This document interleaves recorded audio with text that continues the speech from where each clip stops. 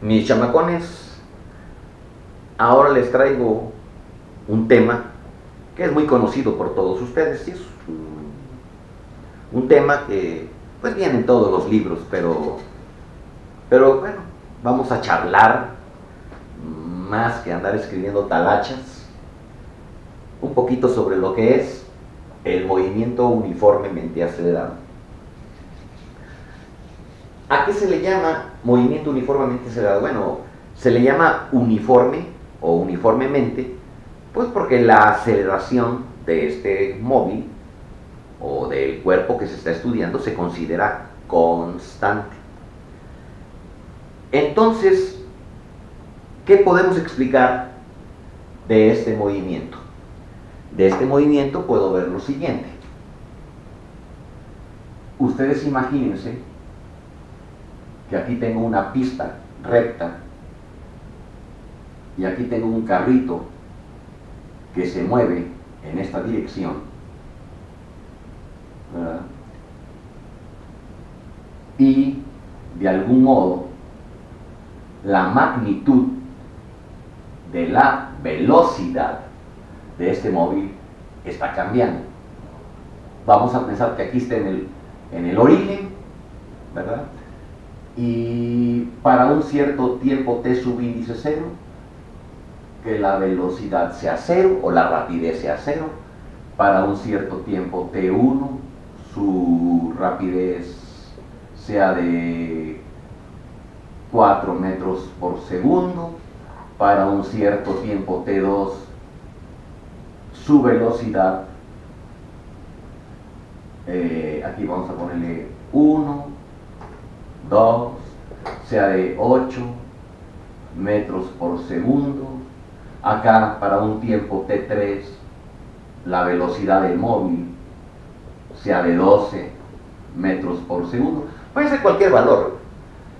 Puede estar aumentando de 2 en 2, de 3 en 3, de 0.75 en 0.75, qué sé yo.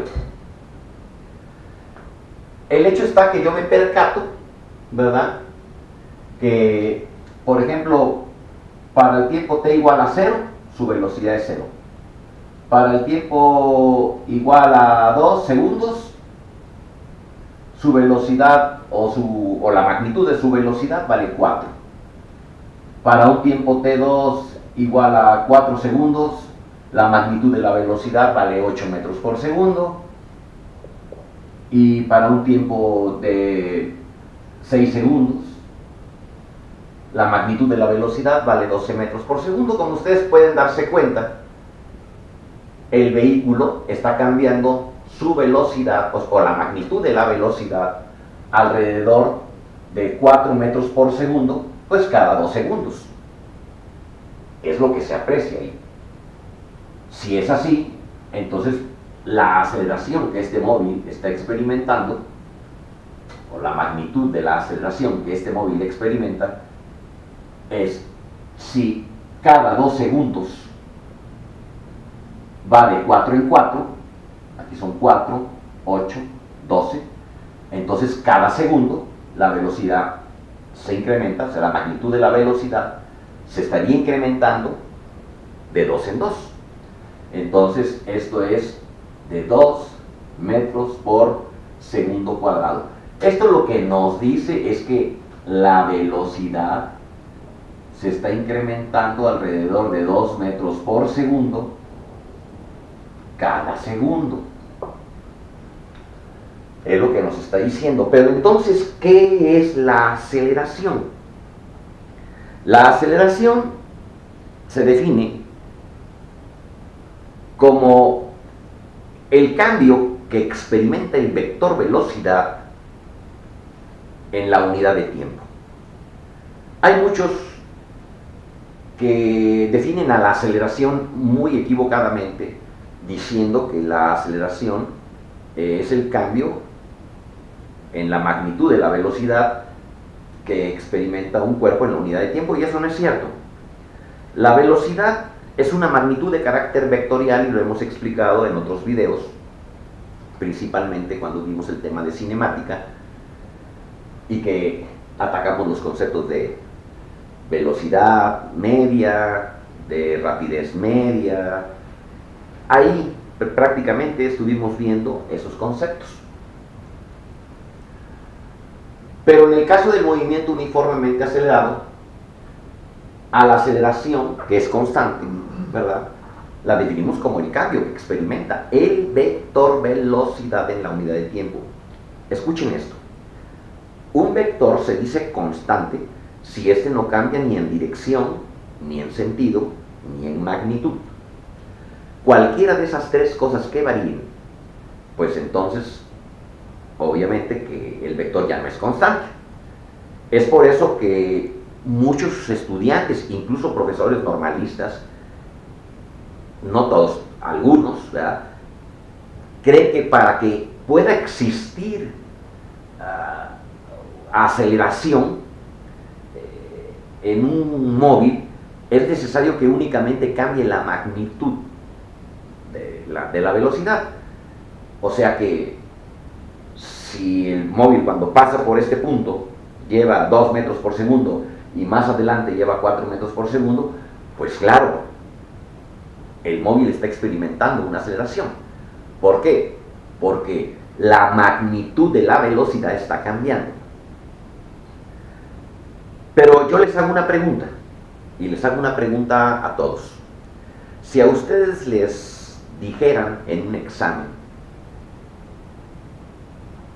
o que les plantearan la siguiente interrogante: ¿puede un cuerpo llevar rapidez constante y experimentar una aceleración?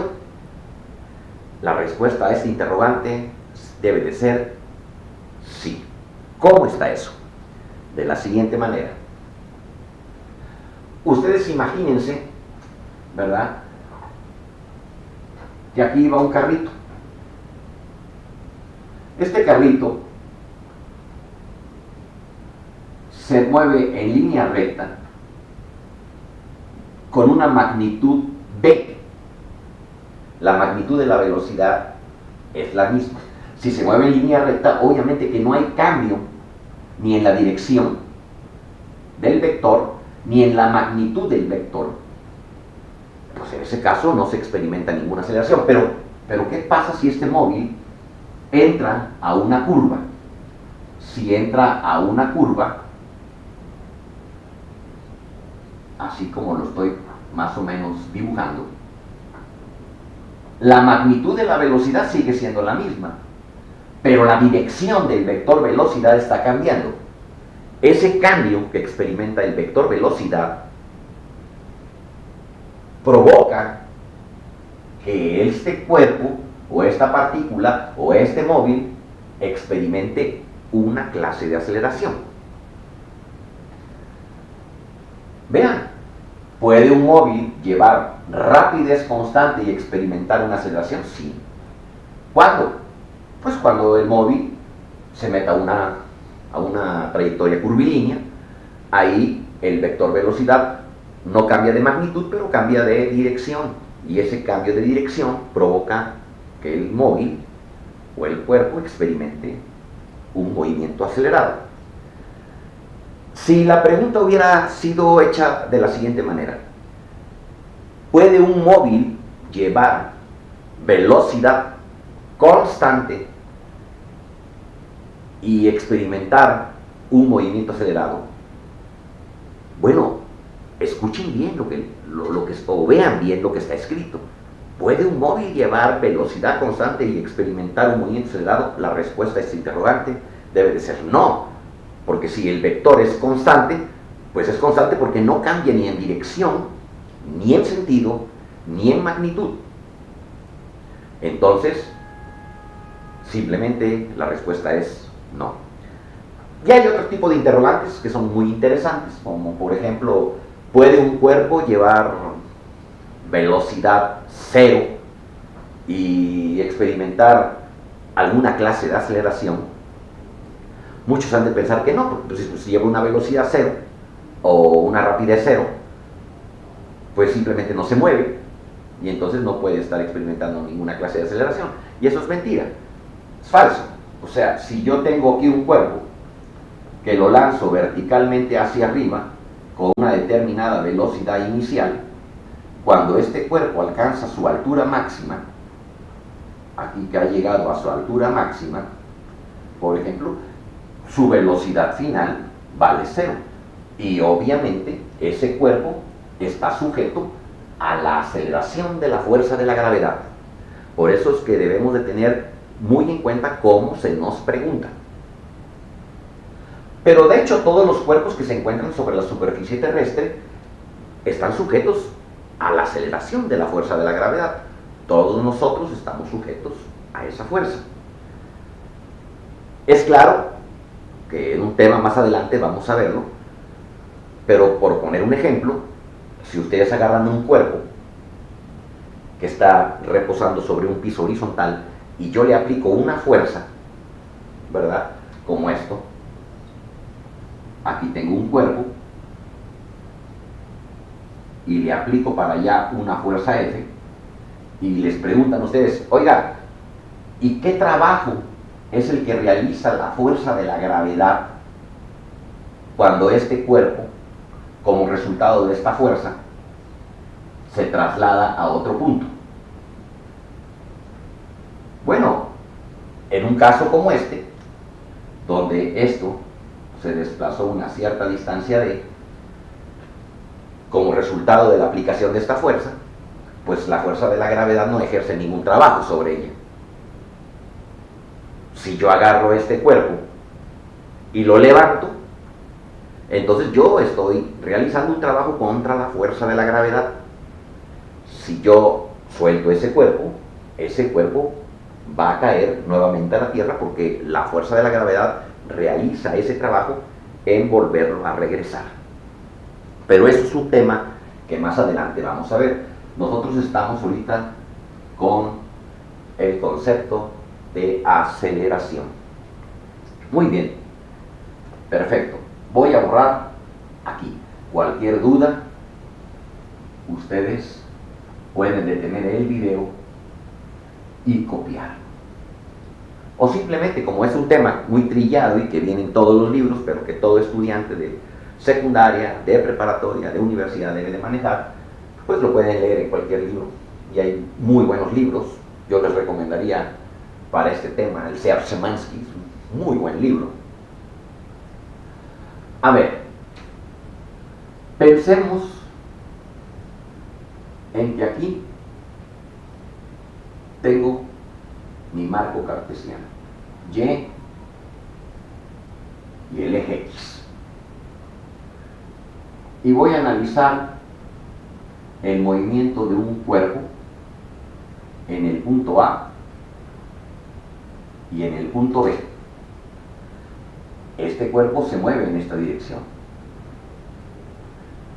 Este es un vector unitario y que está apuntando sobre el eje de la X, y este es un vector unitario J que apunta sobre el eje de la Y. Bueno, analicemos esto. Este cuerpo, cuando está en A, presenta una velocidad inicial. Cuando está en B, presenta una velocidad distinta, que le vamos a llamar B subíndice 2, indicando que se trata de la velocidad final. Esta velocidad la adquiere prácticamente en un tiempo t1. Esta magnitud de la velocidad la adquiere en otro tiempo diferente que le vamos a llamar t2.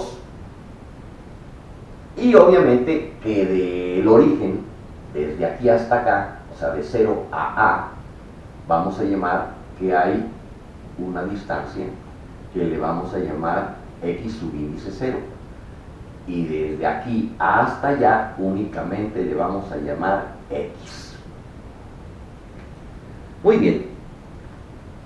Entonces, como la aceleración es el cambio que experimenta el vector velocidad en la unidad de tiempo, y el móvil se está moviendo a lo largo del eje X, voy a omitir la parte vectorial, porque sé que se mueven en la dirección del vector unitario y voy a manejar puras magnitudes. Aquí la aceleración tiene que ser igual a la velocidad final menos la velocidad inicial. ¿Entre qué cosa? Entre el tiempo 2 menos el tiempo 1. Muy bien, perfecto. Pero a esto es a lo que se le llama delta de t, y esto es delta de t, también llamándosele aceleración media o la aceleración promedio, la aceleración media. Perfecto.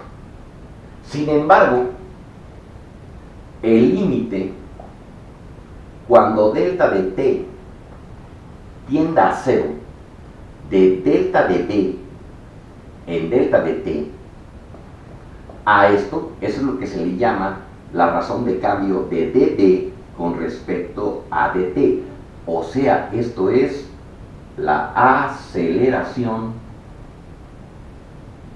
instantánea, o sea, en un punto exacto. Muy bien. Una vez teniendo esto, puedo partir de ciertos razonamientos básicos para poder encontrar todos los modelos matemáticos que se utilizan para resolver problemas en el llamado movimiento uniformemente acelerado. ¿Cuáles son esos modelos matemáticos que se utilizan para resolver problemas? Pues son los siguientes. Me voy a permitir borrar este dibujo y este pequeño escrito que he hecho aquí. Cualquier duda, detengan el video, hagan sus anotaciones.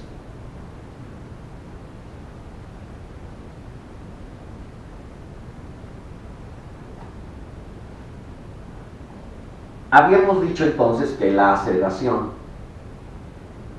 instantánea era la razón de cambio de dv en dt, o sea, la derivada de la velocidad con respecto al tiempo. Esto también se puede escribir así: dv es igual a A por dt. Ahora, ¿qué pasa si integro ambos miembros? Si lo integro, entonces voy a tener que es la integral de dv es igual, la aceleración es constante, la saco de la integral y únicamente queda dt. Pero ¿desde dónde a dónde voy a integrar? Bueno, desde que vale una v1 hasta que vale una cierta v2. Y este tiempo, desde que vale un cierto tiempo t1 hasta que vale un cierto tiempo t2. Muy bien.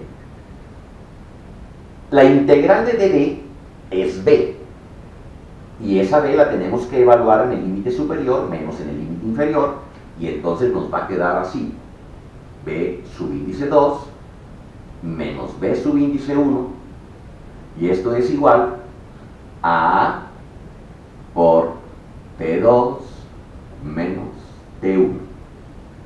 Y aquí puedo despejar a B2. B2 es igual a B1 más A por T2 menos T1. Pero, ¿qué sucede? ¿Verdad? ¿Qué sucede aquí si el tiempo T1 es justo en el momento en el que ustedes aprietan el reloj para que empiece a marchar el reloj y que empiece a contar el tiempo? Bueno, pues la T1 valdría 0 y entonces solamente habría un tiempo, que ya no tiene caso ponerle subíndice 2, y entonces aquí la velocidad final sería igual a la velocidad inicial más simplemente la aceleración por el tiempo.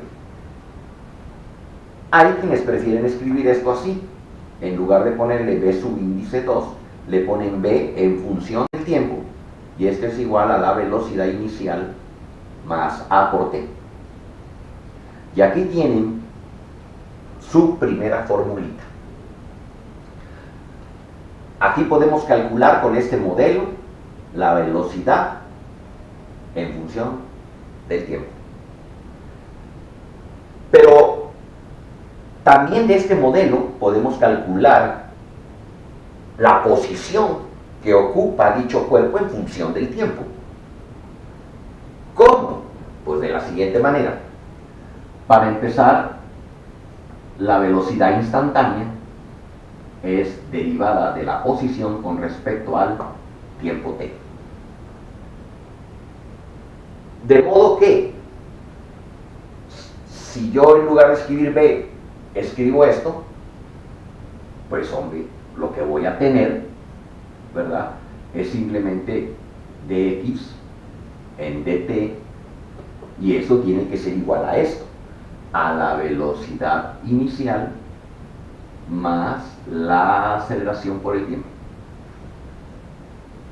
Y esto, continuamos, es dx es igual a v1 más a por t dt.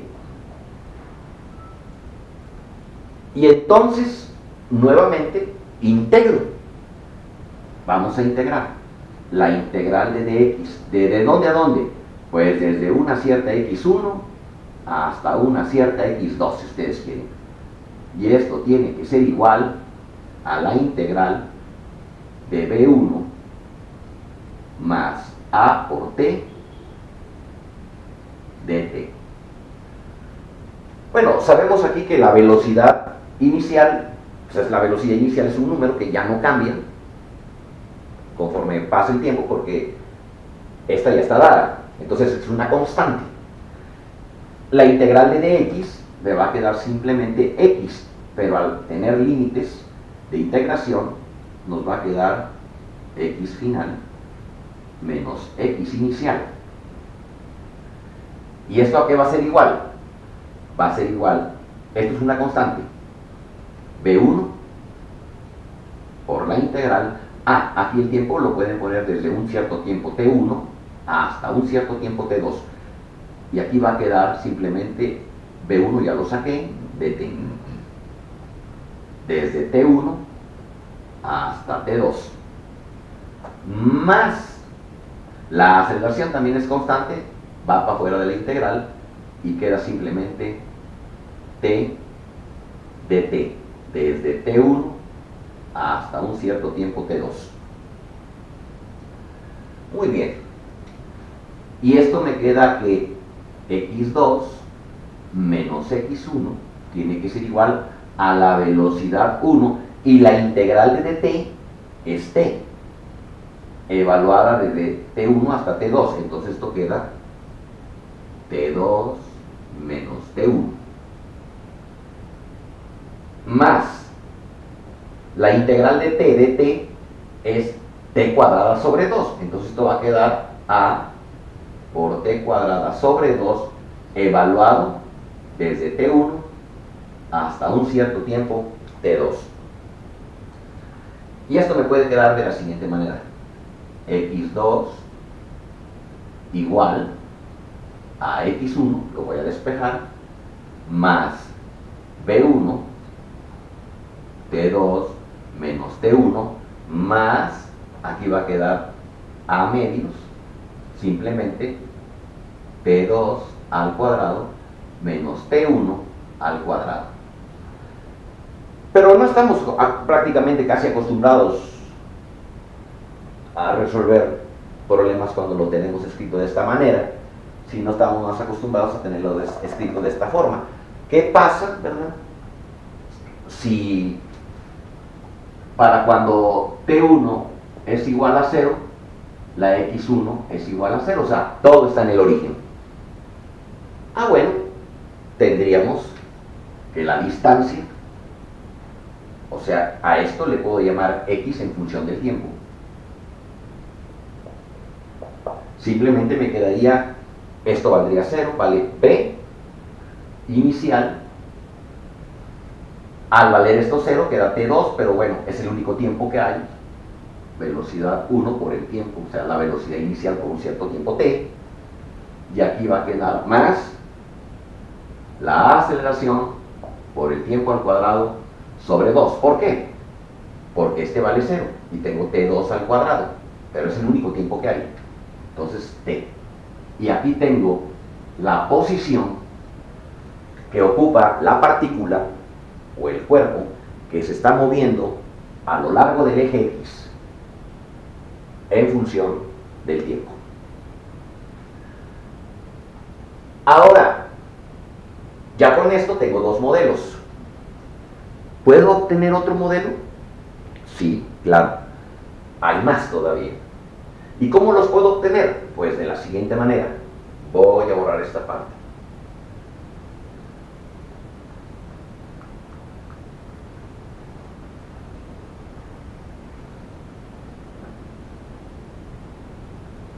También aquí. Vamos a borrar aquí. Me voy a quedar con esto. Si la aceleración instantánea es la derivada de b con respecto a t, ¿verdad? Esto también lo puedo escribir de la siguiente manera. ¿Qué les parecería si como truco lo multiplico por dx y lo divido entre lo mismo? Entonces la aceleración la podré escribir de la siguiente manera. db en dx por dx en dt. Pero ¿quién es dx en dt? Dx en dt precisamente es la velocidad instantánea, y entonces también a la aceleración la puedo escribir de la siguiente manera. b, que es esto, por db en dx. De modo que la velocidad por db es igual a A por dx. Muy bien, y ahora nuevamente integro esto. Si integro esto, me va a quedar la integral de b es igual a A por la integral de dx, y la saco de la integral porque la aceleración es constante. ¿De dónde a dónde? Desde una velocidad v1 hasta una velocidad v2. Desde una distancia x1 hasta una distancia x2. Muy bien, pero la integral de b es b cuadrada sobre 2, y esto está evaluado desde b1 hasta b2, y esto tiene que ser igual a la integral de dx, es x evaluada desde x1 hasta x2, pues quedaría primero evaluada en el límite superior menos en el límite inferior. Muy bien, y esto me tiene que quedar así: b2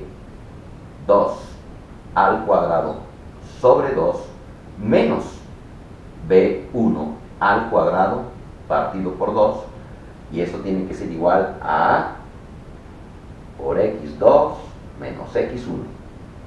Y continúo. Vamos a borrar esta parte, ya no la necesito. Cualquier duda que tengan, pues detienen su video y copian.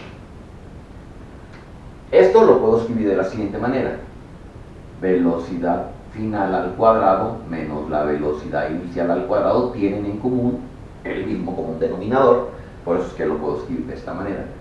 Y esto es A por x2 menos x1. Pero vamos a ver aquí qué sucede.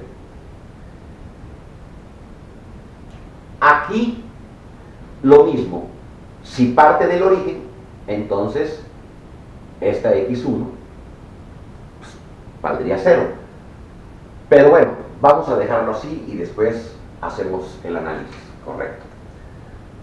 Ese 2 que está dividiendo lo paso multiplicando, y tengo que la velocidad final al cuadrado menos la velocidad inicial al cuadrado es igual a 2 veces A por x2 menos x1. Pero la distancia que hay, ¿verdad?, O esto que está aquí, que lo puedo escribir así, miren, para que ustedes se den cuenta. Si este es el origen, y aquí está mi x1, y por aquí está mi x2, cuando ustedes dicen x2 menos x1, es esto que está aquí. Es esa longitud. Pero a esto le pueden llamar, si ustedes quieren, d, una cierta distancia d. Entonces la velocidad final al cuadrado es igual a la velocidad inicial al cuadrado, hasta que está como menos, lo paso al segundo miembro como más 2 veces la aceleración por la distancia. Si quieren utilizar, en lugar de dx, pueden utilizar la letra que ustedes quieran. O también pueden escribir la velocidad como función de la distancia, ¿no? O sea, pero vamos a dejarla mejor así ya, para no enredar más la situación. Y aquí tienen otro modelito. Entonces ya tenemos 3 modelos. Pero habíamos dicho al principio que la velocidad final era igual a la velocidad inicial más la aceleración por el tiempo. De esta expresión yo puedo despejar a la aceleración y me va a quedar velocidad final menos velocidad inicial entre el tiempo. ¿Qué pasa si yo sustituyo esta A en esta A que está aquí? A, si yo lo sustituyo, me va a quedar que la velocidad final al cuadrado es igual a la velocidad inicial al cuadrado más 2 veces A, que vale todo esto que está aquí. 2 veces la velocidad final menos la velocidad inicial entre el tiempo, multiplicada todo eso por la distancia d. Esto que está como más, pues lo paso como menos, y entonces tengo que velocidad final al cuadrado menos la velocidad inicial al cuadrado es simplemente 2 por v2 menos v1 entre t multiplicado por d. Pero esto es una diferencia de cuadrados. Se puede escribir como el producto de 2 binomios conjugados de esta manera: v2 más v1 por v2 menos v1, y esto tiene que ser igual a 2 por v2 menos v1 multiplicado por la distancia, y todo esto partido por, a ver, vamos a ver, por aquí, por t. Muy bien, hasta ahí todo está correcto. Pero vean que este término que está multiplicando a todo esto lo puedo pasar dividiendo al primer miembro. Si es así, entonces este término se tendrá que cancelar con este. Y entonces, ¿qué es lo que me va a quedar? Pues lo que me va a quedar es que la velocidad final más la velocidad inicial es igual a 2 veces la distancia partida por el tiempo. Y si sigo así, entonces borro esto y detienen su video y copian sus análisis. ¿Qué es lo que voy a tener? Pues voy a tener que la distancia de,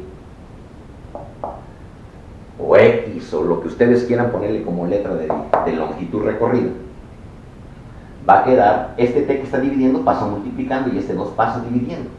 Entonces va a quedar velocidad 1 más velocidad 2 multiplicada por el tiempo y todo partido entre 2. Y aquí tienen su cuarto modelo. Conclusión. ¿A qué hemos llegado? Hemos llegado a tener 4 modelitos para trabajar resolviendo una gran cantidad de problemas de física y que tienen que ver con movimiento uniformemente acelerado. Nuestra primera formulita va a ser que la velocidad en función del tiempo, o la velocidad final, es igual a la velocidad inicial más aceleración por tiempo. 2. La posición, o la distancia recorrida más bien, en función del tiempo, vale la velocidad inicial por el tiempo, más la aceleración por el tiempo al cuadrado sobre 2. 3. La velocidad final al cuadrado es igual a la velocidad inicial al cuadrado más 2 veces la aceleración por la distancia. Y 4. La distancia es igual a la velocidad inicial más la velocidad final por el tiempo sobre 2. ¿Qué pasa en términos generales si el móvil parte del reposo? Si se parte del reposo, la velocidad inicial valdrá 0. Entonces, ¿cómo quedarían estos modelos? Bueno, tendría nuevos modelos. La velocidad simplemente se calcularía, todas estas valen 0, y entonces quedaría aceleración por tiempo 2, la distancia o recorrida por el móvil en función del tiempo, esto vale 0, y quedaría a por t cuadrada sobre 2, y nuestra tercera fórmula, este valdría 0, entonces tendríamos que la velocidad simplemente al cuadrado es igual a 2 veces la aceleración por la distancia, o la velocidad de la raíz cuadrada de esto. Y 4, de que la d de distancia es simplemente, esta vale 0, y quedaría b por t partido por 2. Y ahí ustedes tienen todo para resolver problemas cuando se parte del reposo, para cuando se lleva cierta velocidad inicial, y bueno, y también las aceleraciones de aquí se pueden despejar, para que ustedes vean, de aquí y de aquí tienes una fórmula para la aceleración, que simplemente es velocidad final menos velocidad inicial entre el tiempo, extraída de aquí, y cuando la extraen de acá, también la aceleración queda velocidad final al cuadrado menos la velocidad inicial al cuadrado partida por 2 veces la distancia. Y ahí tienen todo para resolver un montonal de ejercicios. A lo mejor no es la forma muy estricta de hacerlo, pero bueno, es claro que se entiende esto. A ver, como repaso rápido, ¿por qué se le llama movimiento uniformemente acelerado? Porque la aceleración es constante. ¿Cómo se define la aceleración? Como el cambio que experimenta el vector velocidad en la unidad de tiempo. ¿Cuándo un vector es constante? La respuesta a este interrogante, cuando no cambia ni en dirección, ni en sentido, ni en magnitud. ¿Qué sucede cuando una de esas tres cosas cambia? Entonces la respuesta es no se tiene o no se está tratando de un vector constante. ¿Puede un cuerpo llevar rapidez constante y experimentar un movimiento acelerado? La respuesta es sí. ¿Cuándo? Cuando la dirección del vector velocidad cambie de dirección. Puede llevar la misma magnitud, pero si el vector cambia de dirección, también se experimenta un movimiento acelerado. ¿Puede un cuerpo llevar velocidad constante y experimentar un movimiento acelerado cuando se desplaza a lo largo del eje X o a lo largo del eje Y? O sea, la respuesta es no, porque el vector es constante. ¿Puede un cuerpo en todo momento tener velocidad cero y estar sujeto a una aceleración? Sí, claro, todos los cuerpos están sujetos a la aceleración de la fuerza de la gravedad. Y bueno, y así sucesivamente ustedes pueden sacar un montón de conclusiones que luego se los aplican en los exámenes de admisión, y muchos, por no entender los conceptos adecuadamente o no manejarlos, les ponen taches de que están mal. De mi parte, con respecto a lo básico del movimiento uniformemente acelerado es todo. Cualquier duda que tengan me la dejan en la descripción del problema, y cualquier duda, mándenla. Con gusto la analizaré y la resolveré.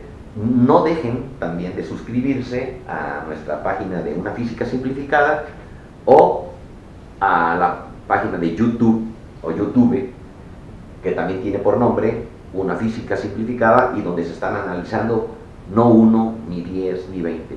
Se van a analizar cientos de ejercicios. Vamos a tratar de resolver todos los problemas que haya de los mejores libros que haya en el mundo entero, tanto para nivel secundaria, para bachilleratos y para universitarios. De mi parte es gracias y nos vemos la próxima. Chao.